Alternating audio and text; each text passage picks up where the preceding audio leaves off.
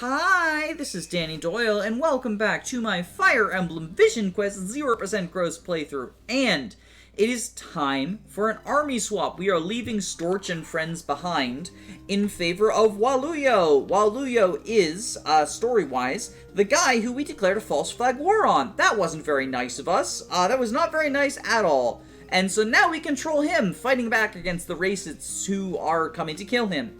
Notably, I do feel the need to begin the video by addressing and perhaps giving a content warning around some of the plot stuff in Part 3 and how it's a little bit of a misstep in the way that it handles the racism. Now, this was brought to my attention by a viewer. It was an oversight on my part initially to not talk about this in my recommendation, and I do regret that. But Waluyo and the Kachungi in general are pretty clearly indigenous coded. And I think that's fine. I think that's great that, like, you know, we have a protagonist and a group of protagonists that are not generic white guy coded, that they're coded after the indigenous Americans. However, much of the plot involves a racist war against them. We've got this sort of false flag war that was initiated by the evil emperor, and he stokes the racism against them by the invading army, which results in them using a real-life racial slur that is a real-life racial slur used on indigenous Americans, like used against indigenous Americans. Sort of recklessly being thrown around, I would say. A little fast and loose, and so content warning if that is something that you are particularly sensitive to, because I will, be skipping the boss dialogue, but it is, going to be on screen potentially. And also just, it is a little bit, I think it is a little bit, unfortunate that it was used so freely, a term that is still used to refer to a real-life people was sort of thrown around kind of loosey-goosey for a fictional race of people that are coded to be similar to them. It's a little bit uncomfortable, I would say. This is not a call-out post. This is not a cancel Pandan. Like I said, it's something that I didn't notice until a viewer drew my attention to it. It is a very easy oversight to make, and I absolutely do not want any sort of, like, harassment or anger or whatever at that. It's just something I felt the need to address at the beginning. Story-wise, we've been cornered. Waluyo has been cornered by the racist invading army, and we are trying to escape. It is an escape map, which is a great change of pace. We had an escape map a couple of maps ago, but Part 3 in general is very escape map heavy. It feels very similar flavorfully to Part 1 in just constantly being on the run, on the back heel. You get to deploy everyone. There's not really an army organization. There's no shop, so you just get what you can get in chests or what's dropped. It's a very frantic, feels a lot like Thracia Manster Arc, and it is phenomenal. I love the gameplay of Part 3. I know that it is, I know some people don't like the sudden army shift, and I do think some of the units get a little bit shafted by, like, joining late in Part 3 and just sort of not having time to build an impression before Part 4, but I love the frantic nature of the gameplay, the sort of constantly on-the-run feeling that I'm pretty sure is what Pandan was going for, and I think it is just top tier. I love this from a design perspective.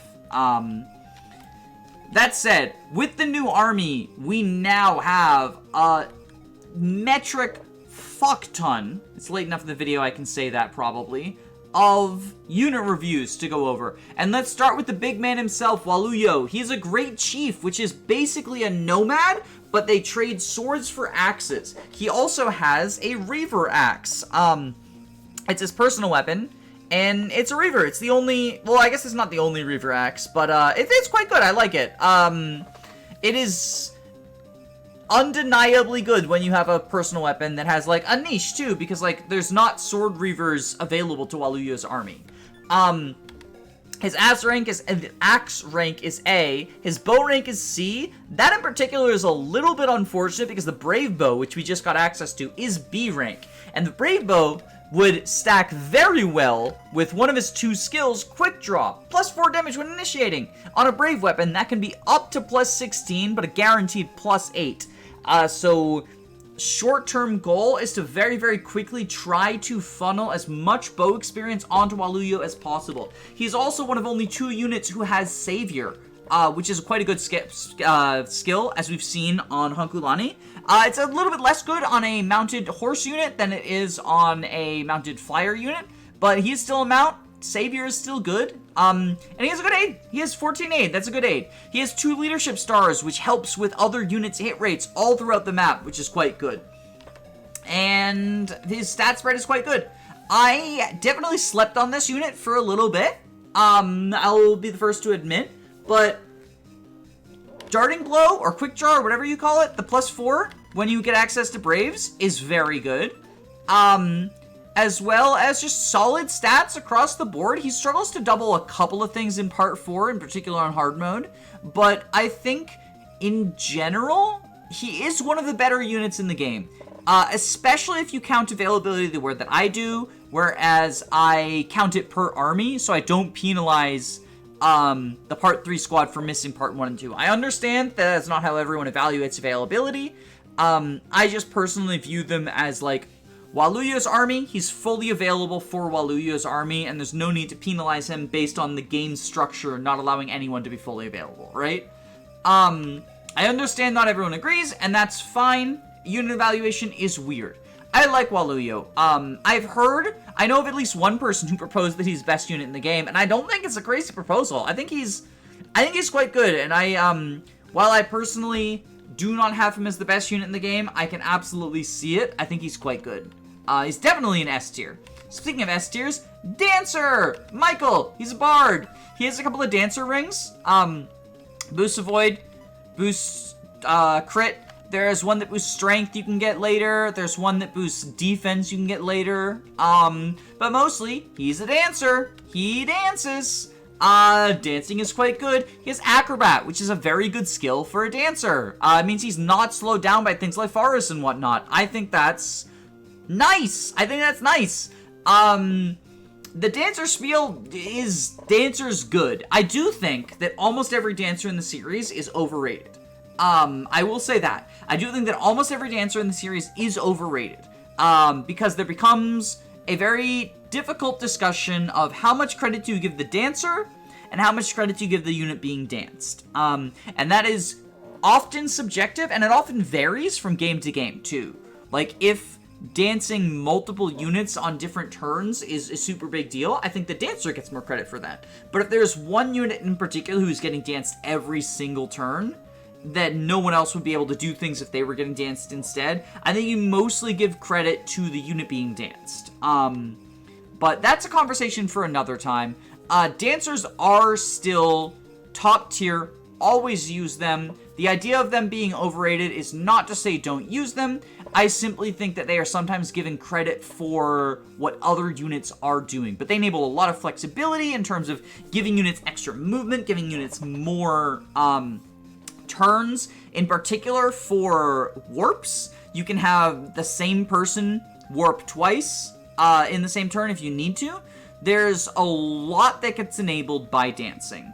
Even if you only need them to take one action, if the action is far enough away that they can't reach on their own, a dance can extend their movement range. Like, there's just a lot going on. He also gets special dance at 15. So another short-term goal is to get him to 15. Get special dance. Stat boosts are good. Who do we talk about next? Here's Surria. I'm decently high on Surria. I like him. I have been talking with some people in my Discord about him, and it's very possible that I'm overrating him. Simply because... So he has good strength. He doesn't have great strength, but he has good strength. 16. He has not great speed. Honestly, 13. He struggles with that. And his personal skill is Vantage. He gets the crit bonus at promoted 5, which is a long way away, especially if you want to get the pirate skill, which... I don't remember what it is, the Brigand Pirate skill. Is it Wrath? I think it's Wrath. No, it's, I don't remember. But it is, yeah, he's pretty far away from getting the crit bonus. The big thing about him is you have the Killer Axe available, you get a Halberd, you have decent-ish combat stats, and you have full availability. I like him better than the later join people in Part 3 because he has time to actually make contributions and grow. And while they're better at base than him, and as such will probably be better in this playthrough than him, by the time that they show up, if you've been feeding him, he's probably at least on par with them, potentially better. Yeah, I like Surria. I don't think he's anything, like, super special to write home about. He's just a third option for a Berserker, and he can potentially end up being your, if you want a strong, hard-hitty, critty Berserker, he can be that.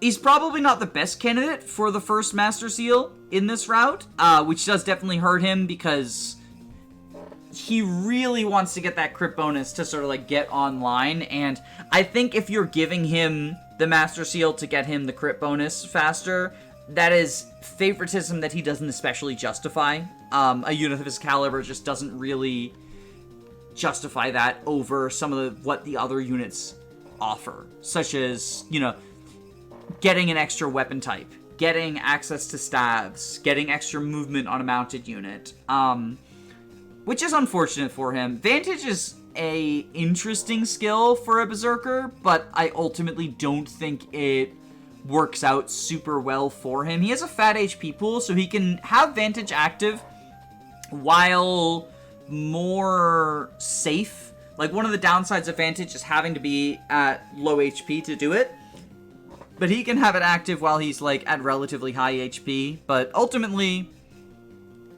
I think he's fine. I like him better than some of the late joins, but I do think that if you want to use him long-term, you're giving him favoritism that perhaps he doesn't necessarily earn.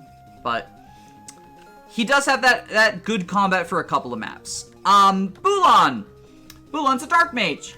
She's Dentalome, or Demicel, rather, which is nice. I've never really made use of it, personally, because I find that I position her not often with male allies that need to get combat. Like, I've positioned her around Michael before, but Michael getting to -2 damage is not huge. Well, I guess it is if he would die from it, but he shouldn't be seeing enemy attacks anyway. She is our mage, or rather shaman, for this squad, and as such is probably the best way to get rid of the Armor Knights and Generals. The fact she has a dancer to enable killing multiple Armor Knights and Generals per turn is very nice for her, especially because she can struggle with speed. She is often struggling to double, not the Armor Knights, honestly, although she gets weighed down by Nosferatu. But she struggles to double medium speed enemies. She gets doubled by fast ones and even some medium speeds. And her bulk is not exactly stellar, like 6 defense, 31 HP. She's off to a bad start. If you want her to be a Nos tank, she can, but she needs some favoritism. She needs some experience, and there's people competing for that. Now, as opposed to with Surria, where I don't necessarily think a unit of his caliber demands it, a unit of Bulan's caliber potentially does. If you do give her that first Master Seal, you have a second Staffer, it can make a couple of the maps early on in Part 3 easier. It also significantly increases her bulk, and allows her to Nos tank more effectively. And as a Nos tank, she can be a bulky threat to be reckoned with. She's probably not doubling anything, but she is recovering the HP in general that people are dealing her. Now, you need to be careful, because she will get doubled by faster enemies, even after promotion. You know, it offsets a little bit of the weight, because she gets con bonus, she gets speed bonus. but it is still something you need to be somewhat careful of. Thankfully, there is a tool to help her not get doubled, and that is Spur Speed on Anissa. Anissa is quite good. Better than her stats would lead you to believe. There's a few reasons for this. The first is that she has B-rank bows, which doesn't sound huge, but her inventory is 2 very good B-rank bows. Sky Piercer is 2-3 range. Hit rate's not great, but it's 10 might. Hitting from 3 range is always going to be good. Uncountered, like, she's able to attack mages uncountered. She's able to position in such a way to deal damage to people that others couldn't reach or she couldn't reach otherwise. It's very nice. And then the Brave Bow is obviously good because it's a 12 might Brave weapon. She also can deal effective damage to wyverns, and there's a wyvern boss in this map and quite a few wyverns in the next map. Not bosses, but they're threatening. And she's good at killing them all. It is a little bit awkward using her early on because you do have these 2 very strong bows. And the only other bow your army has initially is the killer bow in Waluyo's inventory. And you want to leave that on him, in my experience at least, because you want to train his bow rank for Brave Bow. So every round of combat she's doing is using valuable bows that other bow users would make better use of because they have better stats, but she's the only one able to use initially. I do think that her combat flops when Waluyo gets B-bows. Once Waluyo hits B-bows, suddenly, she no longer has that incredibly good niche of exclusive access to Sky Piercer and Brave Bow, because that is a lot of what carries her combat. Because those weapons are incredibly good. Thankfully, Spur Speed is an extraordinarily good skill for Part 3, specifically. And that is because oftentimes, Part 3 enemies are statted in such a way that the +3 attack speed makes a huge difference in terms of whether your units are doubling, and also in terms of whether units are getting doubled in some cases. I mentioned this with Bulan in that she wants to Nos tank, but oftentimes, if facing faster enemies, she will get doubled, and it is hard to Nos tank when you are taking a second hit after you recover your HP. Anissa can change that by standing next to her and spurring speed.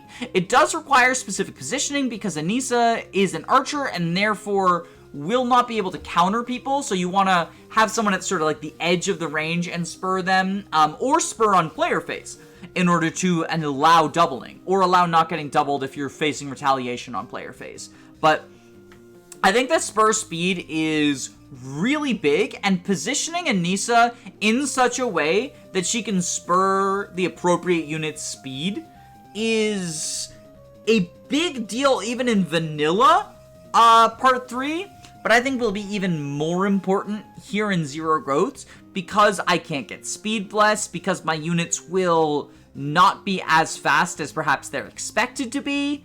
I like Spur Speed. I think that it is less good in Part 4.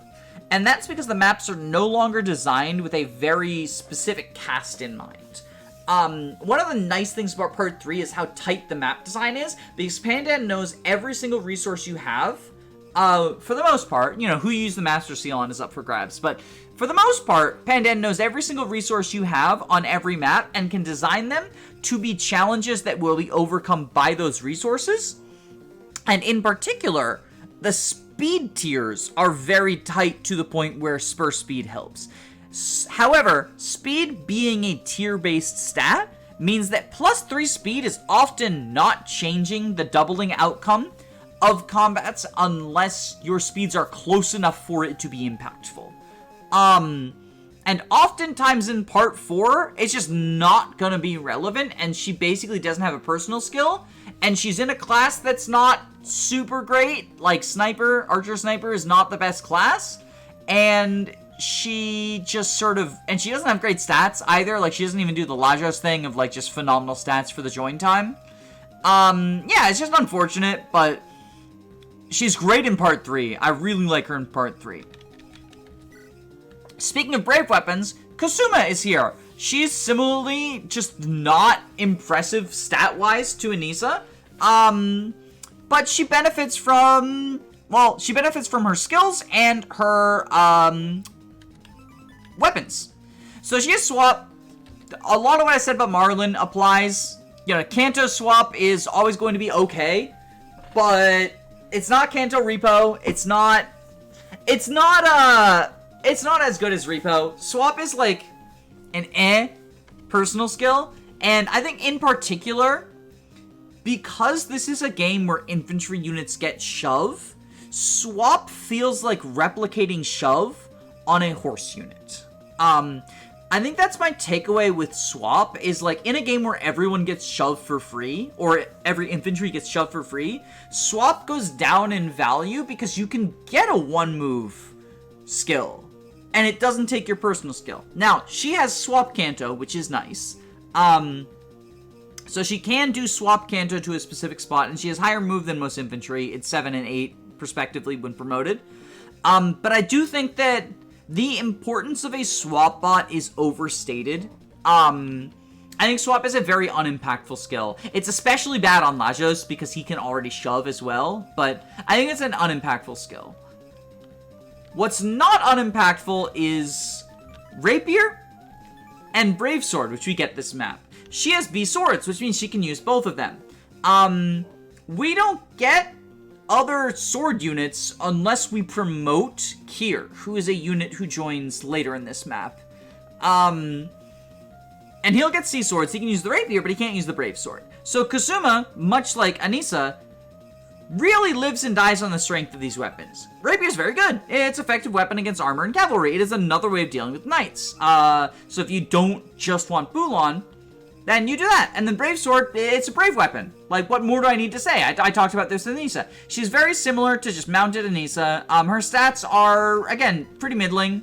I'm not high on this unit, TBH, but Brave Sword is good. Like, Brave Sword is undeniably good.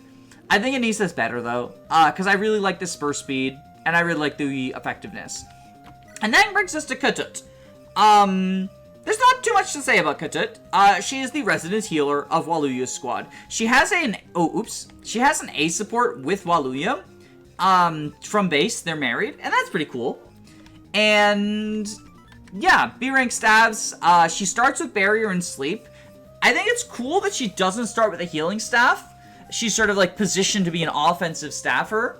However, you get a heal on like turn 1 by killing a nearby enemy. Or a mend rather on turn 1 by killing a nearby enemy. It's not a huge deal. I will say about Katut is the lack of access to a prep shop means that it is harder to staff spam with her.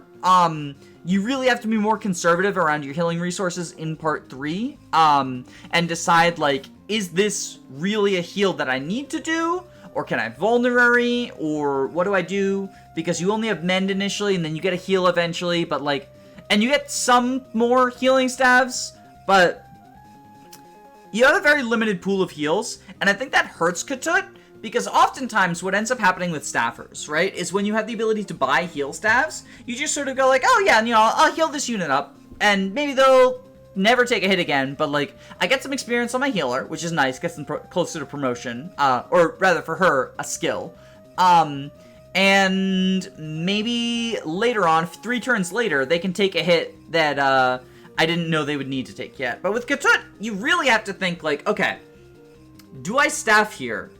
Or do I not? Because, like, if I staff, it's one of my limited pool of staffs. And I do think that oftentimes the answer is to staff, but it is always worth considering, like, is this unit never going to take damage the rest of this map? And if that's the case, you probably don't staff here. And I think as a result, she feels worse as a healer than other healers. That was a lot of unit analysis for the beginning of the map. So I don't want to have to say all of that again. So we're gonna, like, cut real quick, and then I'll resume with actual gameplay. Okay, here we are. So, I'm going to start by killer bowing the soldier. Nice! Nice, nice, nice, nice, nice. Okay, so my next maneuver is probably going to look a little bit weird, but I promise there's a method to my madness. So, Bulan is going to grab the elixir from Surria, and hit this guy with a flux. If she hits a 77, which of course she does, because she's a lesbian, and lesbians never fail. And now Kasuma is going to grab the vulnerary, the elixir, and the other elixir. And then she's going to, I guess we'll do the talk just to get it out of the way. But then she's going to steel sword this merc. This guy drops a door key, which I'm going to convoy warp. And then I'm going to dance Waluyo. And Waluyo is going to recruit Kier and kill the cleric to get a mend staff. But I need Kier, or I want Kier rather. No! Fuck! Accidental RN burn. Fuck. I want Kier. Okay. Hopefully, if I miss this attack, I'm gonna blame it on the accidental RN burn, okay? Oh, never mind, he has 100. Never mind, he has 100. That's funny. That's funny. Okay. So I can't even say that the fucking accidental RN burn was, like, beneficial. Because if I hit, I was gonna be like, oh, little do you know, I'm so big-brained, I RN burned on purpose. I guess speaking of people who you could RN burn for, let's talk about Kier, because this 12 skill ass motherfucker with the 50 hit hand axe, is certainly someone you could RN burn for. I like him. I like him. I opened up with that insult. I like him. He is bulky. 43 HP, 16 defense, very bulky. 2 resistance, which might concern anyone who noticed that I put him in range of that mage. But trust me, he's got this. He's got this. I've ran the numbers. He's fine, even if the armor attacks him. He is very similarly statted to Hollis, honestly. High attack, high defense, high HP, but obviously he's in a different army, so he's not competing with other bulky units. He's the first bulky unit you get in Waluyu's army, and while you do have a couple other bulky units, I think that he is quite solid as just sort of a frontline tank. I think that being able to enemy phase in a game where not many units can is beneficial because it gets him to gain some more experience. He's able to see more rounds of combat, grow a little faster, snowball slightly. Yeah, I like him. I like him. He's a role player in Part 3. If you choose to use him in Part 4, he has Spur Defense, which helps with a lot of Part 4 maps have 2-tile or 3-tile-wide choke points, and he can sort of help with that, standing alongside other bulky units and boosting their bulk with Spur Defense. And he gets a personal 1-2 range armor effective axe at the end of his paralog, which is quite nice. It also has some crit on it. I really like it as a weapon. I've used it for warp skip boss kills in hard mode growths, and I'm hoping to try and replicate some amount of that in normal mode 0%. So we'll see how viable that is. If not, there's like backup. I could use someone else as the boss killer there, but I really like him doing that because I think it's cool that, like, using a character's personal weapon is always fun. Let's see if we can... Okay. I think I'm gonna have Anissa grab the vulnerary from Michael, give it to Surria, have Ketut go over here, and Surria, you know, despite me trying to do the Surria defense squad, he really does not have a good first impression.